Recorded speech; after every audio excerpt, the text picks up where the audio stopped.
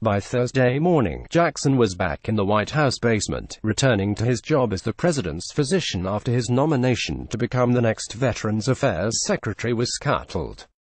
In less than 48 hours, Jackson was downgraded from a well-respected physician who served presidents from both parties to the latest casualty of Washington's scandal machine. Not since former President George W. Bush's 2005 attempt to elevate Harriet Miers to the Supreme Court as a high-level nominee been so thoroughly humiliated in the confirmation process. But the process was especially ugly and swift for Jackson. His downfall was fueled by a laundry list of serious, but uncorroborated, allegations from nearly 24 current and former colleagues that ultimately came together in a memo released by Senate Democrats with, according to sources, the tacit approval of Republicans. This account of the final hours before Jackson withdrew his nomination Thursday morning is based on more than a dozen interviews with lawmakers, administration officials, congressional sources and veterans groups. It depicts Jackson's surprise path to the nomination, the bipartisan concerns about the White House physician's conduct, and the Trump administration's mad scramble to salvage a nomination that was, in many ways, plagued by self-inflicted wounds.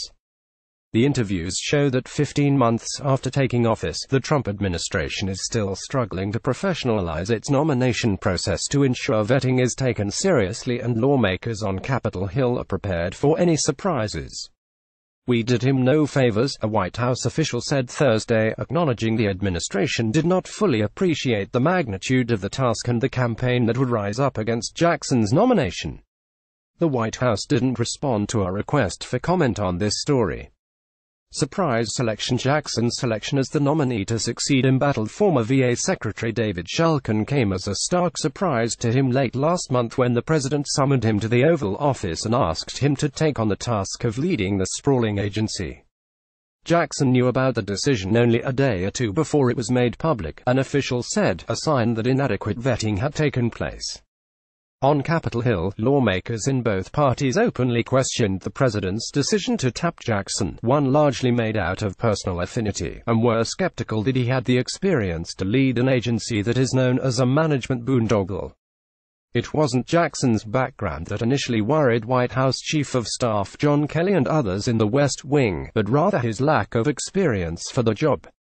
Kelly gently argued against the Jackson pick, an official said, but the president's mind was made up, and there was no obvious and immediate alternative. After the White House officially sent his nomination to the Senate, Jackson appeared to be doing all the things a cabinet nominee would typically do. He met with lawmakers privately to answer questions and submitted routine paperwork to the Committee of Jurisdiction, in this case the Senate Committee on Veterans Affairs. But White House officials said that Jackson had far less help preparing for his confirmation than cabinet nominees typically get, with one source telling CNN that the White House was stretched thin due to the other nominations making the way through the Senate, including Mike Pompeo's nomination for Secretary of State and his replacement at the CIA, Gina Haspel. The source said 3 high-level aides from the White House communications shop and a few others from the Legislative Affairs Office helped oversee preparations for Jackson's nomination. But that was it, the source noted, adding that the communications staff at the VA basically sat on their hands and refused to help throughout the process because they knew they could lose the jobs once a new secretary took over the agency. Bipartisan concerns grew on Capitol Hill earlier this week about Jackson's conduct on the job, and the White House moved to defend Jackson against what they called false accusations. Jackson indicated repeatedly to reporters that he intended to stay the course even as negative headlines mounted. Speaking at a Tuesday news conference alongside the President of France, President Donald Trump robustly defended Jackson as one of the finest people I have met, but said that Democrats had launched an unfair attack on the White House physician's record. He also hinted that Jackson may well not continue in the process, and seemed to give him a window to leave. "I don't want to put a man through process like this," Trump said. "The fact is, I wouldn't do it. What does he need it for?" On Tuesday, the top senators on the Veterans Affairs Committee announced that they would postpone a confirmation hearing for Jackson scheduled the next day, pending further information. and they took an unprecedented step of writing a letter to the president requesting any and all communication between the Pentagon, the White House Military Office and the White House Medical Unit regarding allegations or incidents involving Jackson dating back to 2006, the year he was tapped to serve as a White House physician. The next day, Senate Democrats released an explosive two-page memo, based on the account of nearly 24 of Jackson's former and current colleagues, about his conduct, adding more detail to the accusations that led the committee to delay his confirmation hearing and further casting doubt that his nomination could survive. Jackson's increasingly dire situation. Jackson's situation grew more dire over the last 24 hours. Republicans on the Veterans Affairs Committee were planning to begin increasing pressure on the White House to withdraw the nomination, according to a source briefed on the matter. They concluded that there was no path for Jackson to be confirmed. In private discussions with senators, Jackson himself was told that his confirmation prospects appeared to be waning given the narrow GOP majority in the Senate and the likelihood several Republicans would oppose him, the source said. Making matters worse for Jackson, Republicans were unwilling to offer a public defense of Jackson. And they didn't know whether to believe his denials. He didn't say anything that didn't seem believable, said Sen. Jerry Moran, a Kansas Republican who sits on the committee, referring to his meeting this week with Jackson, who denied doing anything wrong. As it's so evident to me and others across the country, the question is, who do you believe? Georgia Sen. Johnny Isakson, the GOP chairman of the panel, had been kept apprised of ranking member Jon Tester's investigation over the last several days, and viewed the sources of the allegations as serious enough to warrant a deeper probe.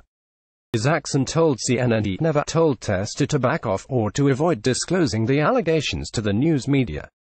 Everybody has to make their own decisions on that, Isakson said. Last week, Tester's office began hearing from current and former employees of Jackson, raising alarms about his professional conduct. Suddenly, the calls began pouring in, with staff interviewing sources until 9 p.m. At one point, after interviewing about 25 people, Tester's office was still trying to track down key details, including the car that was apparently crashed when Jackson allegedly was driving while intoxicated, sources said. Jackson denied the allegation to reporters on Wednesday. Tester continued to keep Isakson apprised of his investigation and his plans to go public. Isakson did not stop him. This was totally organic, Tester told CNN of the allegations that came his way. We didn't have an advertisement. We weren't walking around saying anything about Admiral Jackson. We were concerned about, like I said, his ability to run an agency as big as the VA. This came at a different angle. Privately, Republicans on the committee were perplexed. They couldn't find documentation from his past background checks that corroborated the allegations. But they came from credible sources that couldn't be ignored. I don't have a problem with the way it was completed, said South Dakota Senator Mike Rounds, a Republican member of the committee, referring to Tester's probe. Rounds had planned to meet with a senior White House official Thursday morning to ask questions about Jackson. These are serious allegations, unsubstantiated but serious. Moran, the Kansas Republican, said he met with Jackson after the initial round of allegations were reported in the media. Jackson indicated he had done nothing wrong. I asked him if there were allegations out there. What would you want to tell me about that? Moran recalled. We talked about alcohol. The answer was, I've never taken a drink on duty. We talk about prescription drugs, and he said it is highly regulated by the pharmacy. Moran said that Jackson told him that he might have a beer with the security crew when I'm not on duty. Moran still was unsure. I indicated that I need to be convinced that this is the right person who could do a solid job, Moran said, referring to how he felt the moment that Jackson was nominated. I had not reached that conclusion, and the more recent stories arrived and it became more complicated. In the end, the respect and admiration for Jackson clouded the judgment of those in the West Wing.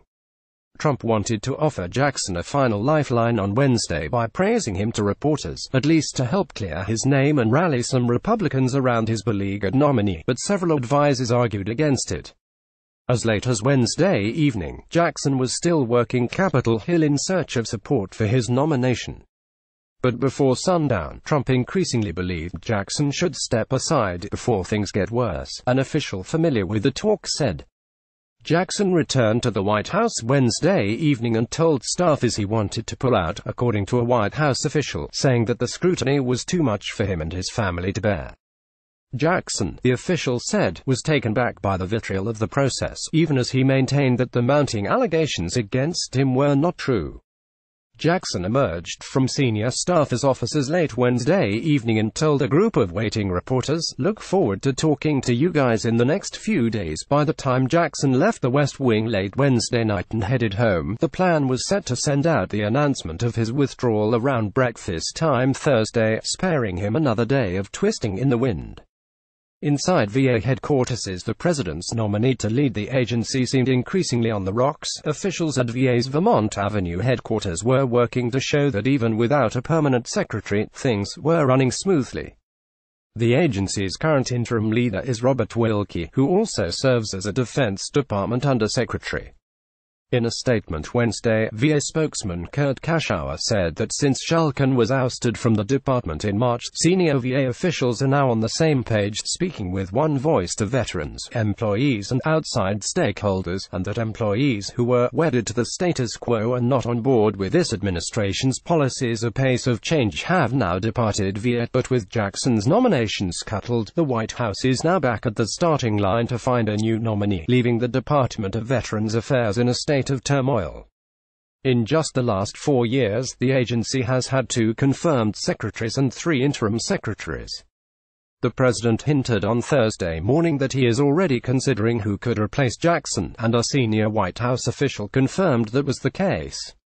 Trump said during an interview on Fox and Friends that he might seek someone with more political capability than Jackson.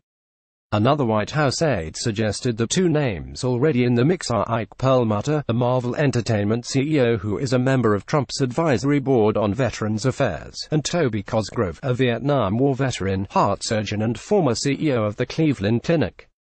A former White House official who worked on veterans issues suggested that Trump may consider Wilkie, a veteran who has previously been confirmed by the Senate, to lead the department on a permanent basis. But the leaders of some veterans groups say he should have never been brought over to lead VA to begin with. We now face the prospect of a stunning 8th nominee for VA secretary since 9/11, said Paul Rieckhoff, the founder of Iraq and Afghanistan Veterans of America.